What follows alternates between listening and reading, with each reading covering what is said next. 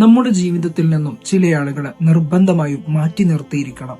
ഒരു ആന ശുദ്ധമായ നദിയിൽ കുളിച്ച് അതിന്റെ ശരീരം വൃത്തിയാക്കി വരുമ്പോൾ അപ്പുറത്ത് ചളിയിൽ ഉരുണ്ടുവരുന്ന പന്നിക്കൂട്ടങ്ങൾക്ക് വഴിമാറി കൊടുക്കുന്നു. ആ പന്നിക്കൂട്ടങ്ങൾ വിചാരിക്കുന്നത് ആനക്ക് ഞങ്ങളെ പേടിയാണ്, അതുകൊണ്ടാണ് വഴിമാറി തരുന്നത് എന്ന്. എന്നാൽ യാഥാർത്ഥ്യം അതല്ല. ആനക്ക് ഏതാനും നിമിഷങ്ങൾ മതി ആ പന്നിക്കൂട്ടങ്ങൾ ആക്രമിക്കാൻ. പക്ഷെ അവരാക്രമിച്ച് തന്റെ ശരീരം വൃത്തികേടാക്കണ്ട എന്നതുകൊണ്ടാണ് ആന അവരെ ആക്രമിക്കാതെ അവരെ ഒഴിവാക്കിയത്. ഇതുപോലെ നമ്മൾ നമ്മുടെ ജീവിതവും സ്വപ്നങ്ങളും ലക്ഷ്യങ്ങളുമായി മുന്നോട്ട് പോകുമ്പോൾ ചില ടോക്സിക് ആയ ആളുകൾ നമ്മുടെ ജീവിതത്തിലേക്ക് കടന്നു വരും.